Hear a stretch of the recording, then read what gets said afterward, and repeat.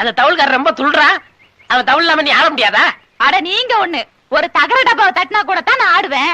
அந்த தவுள் என்னத்துக்கு? உங்க நாதஸ்வரம் தான் எனக்கு வேணும்.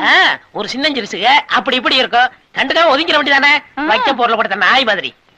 அவன் சொல்றான் அடிக்கடி வித்துவான் வித்துவான்னு. அப்படி என்னத்த வித்தானோ தத்துவான். நம்ம சத்தார் பாய் பொரோட்டா கடையில கொடுத்தா இவ்வளவு மாவு வச்சுக்கிட்டு இப்படி அடிக்கிறா இப்படி அடிக்கிறா இப்படி அடிக்கிறா.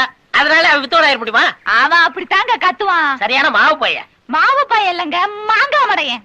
நம்ம ரெண்டு பேரையும் அண்ணன் தங்கச்சிக்கு நினைச்சு ஏமாந்துகிட்டு இருக்கிறான். ஒரு நாளைக்கு நாதஸ்வரத்தை எடுத்து நடு மண்டையில நச்சுன்னு அடிச்சு விட்டு நான் ஜெயிலுக்கு போயிடுறேன். ஐயோ அப்படி எல்லாம் செஞ்சிடாதீங்க.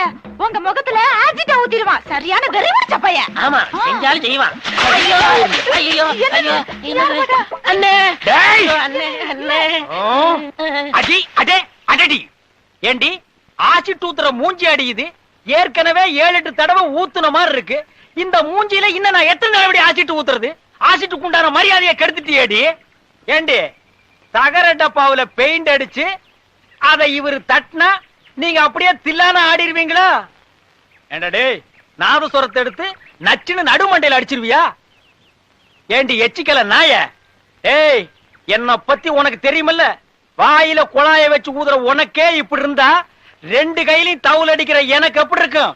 ஒண்ணு என்னடா அண்ணே என்ன? எங்களை ஆசீர்வாதம் பண்ணுங்க.